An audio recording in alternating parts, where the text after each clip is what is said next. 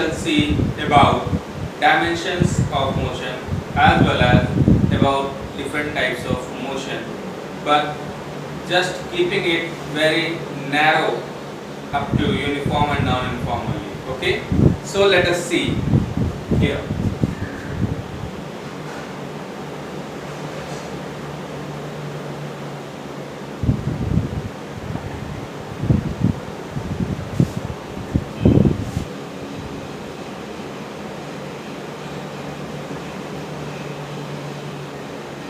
If I talk about dimensions, so you people have come across different things. First thing that you come across, that is point. And you say that it is zero dimension. It is zero dimension. Motion can not be in zero dimension. Second one, direction can be only two, either forward or backward, either upward or downward. If we are going to combine this forward or backward and upward or downward, then we will get two-dimension motion. But if we are carrying only one phase or seeing only one phase, forward or backward, or we are saying upward or downward, then that will be called one dimension. Okay, means motion in one dimension if that is in a straight line like this or like this. This is motion in one dimension. Is that clear? I think yes. And then two dimension. Motion in two dimension. See, this can be well understood when a vehicle changes its direction. Okay, while moving on a road, it takes turn. Okay, that is two-dimensional motion. Clear? Yes. Two-dimensional motion, body moves in a plane. You may be getting doubt about it. Let me make it clear to you. See, this is three-dimensional coordinate axis. This is three-dimensional coordinate axis. This is x, this is y, and this is z. Okay. This is origin. This is the plane that makes xy plane. This is xy plane. Okay, यह जो plane है ये xy plane है. उसके बाद में एक plane ये आता है, ये आपका xz प्लेन है. ये क्या प्लेन है? xz प्लेन है. ये अलग प्लेन है, ये xy प्लेन अलग है. और ये जो आपका प्लेन बनेगा ये yz प्लेन बनेगा. ये कैसा प्लेन है? ये yz प्लेन है. तो यहाँ प्लेन्स का कॉन्सेप्ट आपको क्लियर होना चाहिए. ये ओरिजिन है. अब ये चीज आप कहाँ देख सकते हैं? आप एक रूम का कॉर्नर देखिए, बॉटम कॉर्नर आप देखिए रूम का. ठीक है, जब आप रूम का एक बॉटम कॉर्नर देखते हैं तो आपको मिलेगा कि दीवार एक ऐसे ऊपर की तरफ जा रही है और एक इधर एक्सटेंड कर रही है और एक इधर एक्सटेंड कर रही है. आप तीन चीज, तो ये आपका फ्लोर हो गया. ये क्या हो गया? फ्लोर हो गया. ये फर्श है आपका, जिसे आप कह सकते हैं XY प्लेन. ये क्या है? XY plane. और इस फ्लोर के पैरेलल ऊपर भी एक फर्श बन सकता है. ऊपर जिसे आप छत बोलते हैं, है ना, ऊपर भी एक ऐसे होगा, एक्सटेंड होगा, जो किसके पैरेलल होगा, तो वो भी XY प्लेन होगा. वो भी क्या होगा?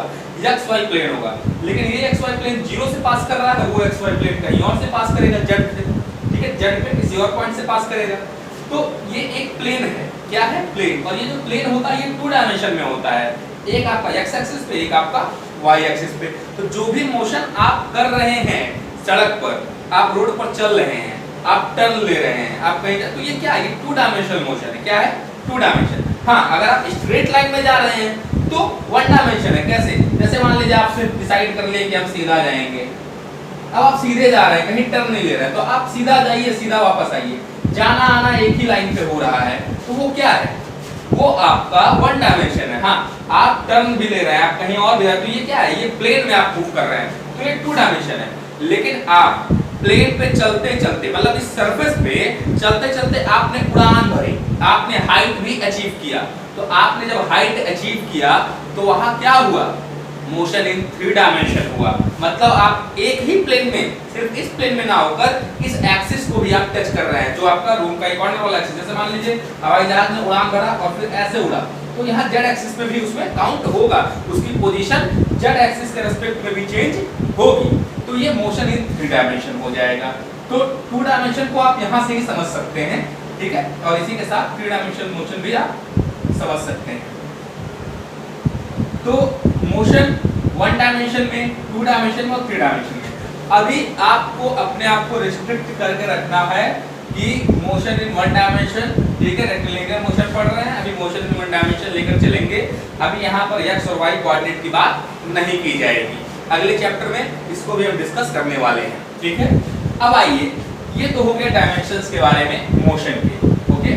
So this was all about dimensions of motion, okay. I hope it is clear. अब आपको थोड़ा सा मैं बताता हूँ टाइप्स ऑफ मोशन के बारे में। अगर टाइप्स की बात करें तो इन जनरल मोशन के 2 प्रकार होते हैं। One is uniform motion and other one is non uniform motion.